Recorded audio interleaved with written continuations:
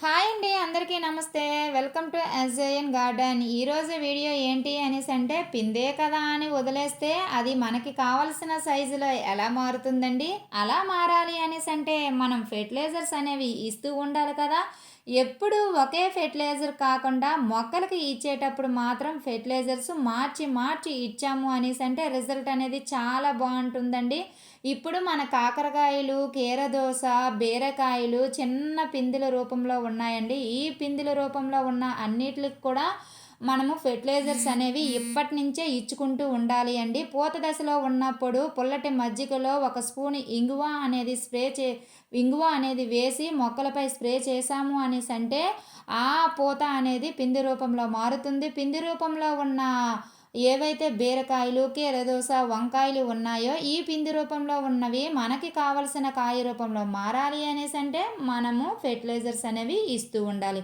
ఎప్పుడూ ఒకే ఫెర్టిలైజర్ ఇవ్వకూడదండి. మరలా మరలా చెప్తున్నాను, మార్చి మార్చి ఫెర్టిలైజర్స్ ఇవ్వాలండి. అలా ఇచ్చాము అనేసి అంటే రిజల్ట్ అనేది చాలా బాగుంటుంది.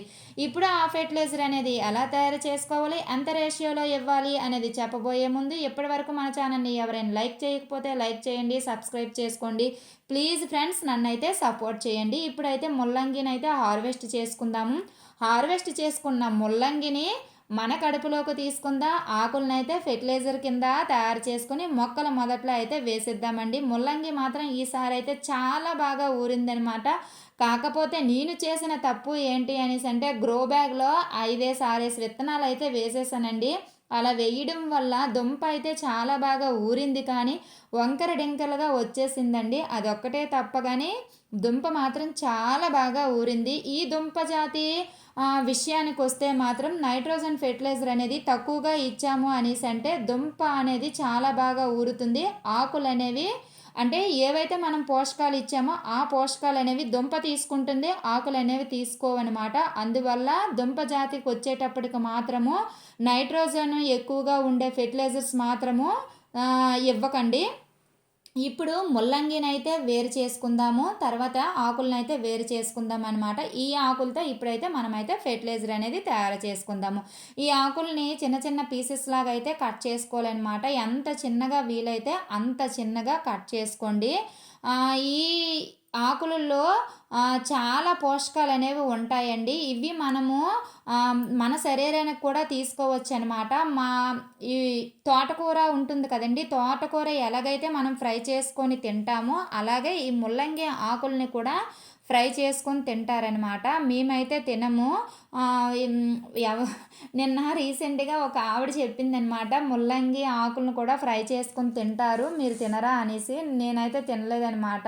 నేను ఇప్పటి వరకు తినలేదండి, నిజంగా చెప్తున్నాను. మీరు ఎవరైనా తింటే మాత్రం నాకు కామెంట్ చేయండి. మేము తినం కాబట్టి ఫెర్టిలైజర్ కింద నేనైతే ఉపయోగించుకుంటున్నాను అనమాట. ఇప్పుడు ఆకులన్నీ కూడా చిన్న చిన్న పీసెస్లా కట్ చేసుకొని ఆ ఆకులన్నీ మునిగేంత వరకు కూడా మనం అయితే వాటర్ అయితే వేసేసుకోవాలి.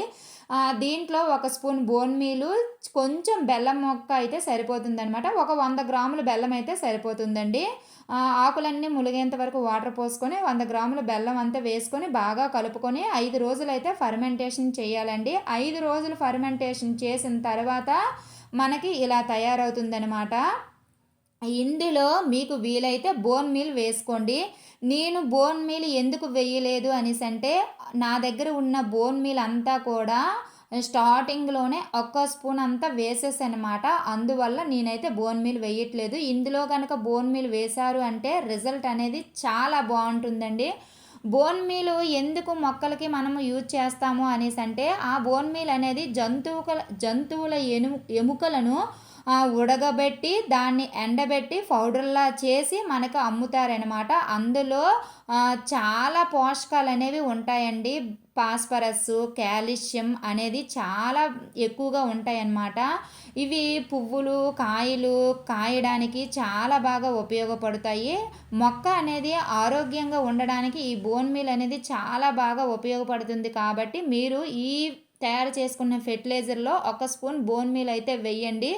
నేను మళ్ళీ చెప్తున్నానండి, నా మొక్కలకి నేను ఆల్రెడీ బోన్ మీల్ వేసేసాను కాబట్టి ఈ ఫెర్టిలైజర్లో నేను బోన్ మీల్ యూజ్ చేయట్లేదండి. మీరు మొక్కలకి బోన్ మీల్ వేయకపోతే ఖచ్చితంగా ఈ ఫెర్టిలైజర్లో బోన్ మీల్ వేసి 5 డేస్ ఫర్మెంటేషన్ చేసి ఎంత రేషియోలో మనము మొక్కలకి ఇచ్చుకోవాలి అనేసంటే, ఇప్పుడు మనం ఆకులు మునిగేంత వరకు కూడా వాటర్ పోసుకున్నాం కదండీ!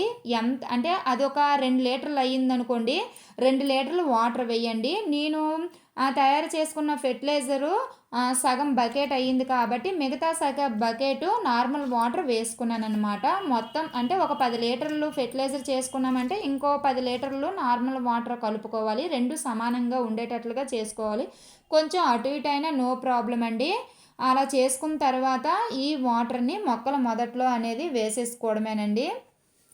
ఈ ఏదైతే బెల్లం వేసామో ఈ బెల్లంని మనము అంటే ఫెర్టిలైజర్స్ తయారు చేస్తున్నాం కదా! మీరు గమనించారో లేదా అండి? నేను చేసిన ప్రతి ఫెర్టిలైజర్‌లో కూడా నేను బెల్లం అనేది వేస్తూ ఉన్నాననమాట.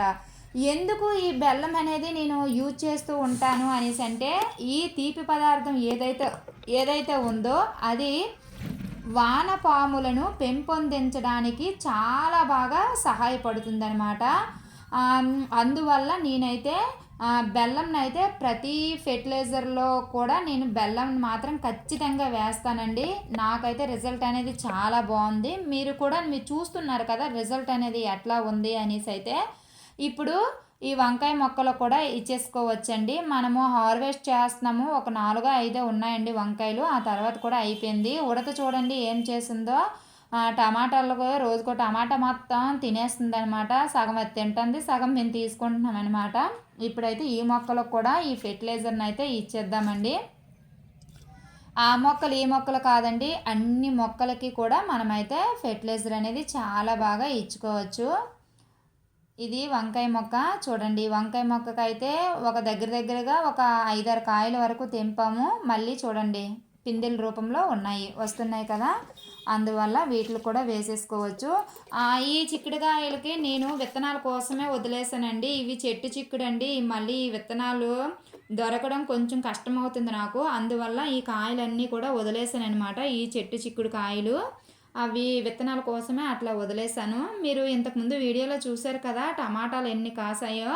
ఇప్పుడు ఈ ఫెర్టిలైజర్ కూడా మన టమాటా మొక్కలకి ఇచ్చేసుకోవచ్చండి. దానివల్ల ఎటువంటి ప్రాబ్లం కూడా ఉండదనమాట. ఇప్పుడు ఈ మొక్కలకు కూడా మనమైతే ఫెర్టిలైజర్ అయితే ఇచ్చేద్దాము. కొంచెం వేసి ఇచ్చేసుకోవాలండి. మనము ఫెర్టిలైజర్స్ ఇచ్చేటప్పుడు ఈవినింగ్ ఇచ్చామనుకోండి, మార్నింగ్ అయితే వాటర్ అయితే చేసేసుకోవాలన్నమాట. ఈవినింగ్ అంటే ఒక 4:30, 5 గంటలకు ఆ టైంకి ఇచ్చుకుంటే సరిపోద్దండి. ఉదయాన్నే ఇవ్వాలి అనేసి అంటే ఉదయము మంచు తగ్గిన తర్వాత ఇవ్వండి. కొంచెం 7, 8 ఆ టైంలో ఫెర్టిలైజర్స్ ఇచ్చుకుంటే రిజల్ట్ అనేది చాలా బాగుంటుందన్నమాట.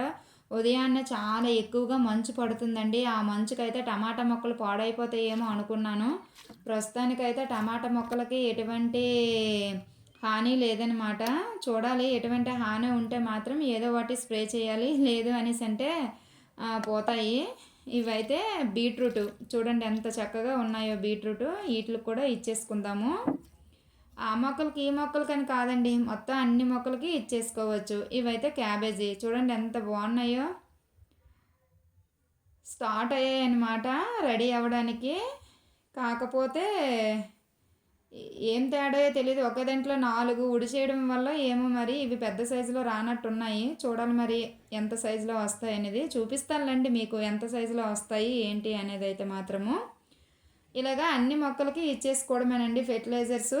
ఇలా ఇచ్చుకున్నాము అనేసి అంటే రిజల్ట్ అనేది చాలా బాగుంటుందండి. ఇది ఇవాల్టి వీడియో. ఈ వీడియో మీకు నచ్చిందని అనుకుంటున్నానండి. ఒకవేళ ఈ వీడియో కనుక మీకు నచ్చినట్లయితే ప్లీజ్ మర్చిపోకుండా లైక్ చేయండి, సబ్స్క్రైబ్ చేసుకోండి. ప్లీజ్ నన్ను ఫాలో అవ్వండి.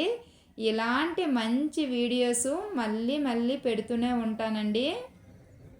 అది సక్సెస్ అయ్యిందంటే సక్సెస్ అయ్యిందని చెప్తాను, ఫెయిల్ అయితే ఫెయిల్ అయ్యిందని కూడా చెప్తాను.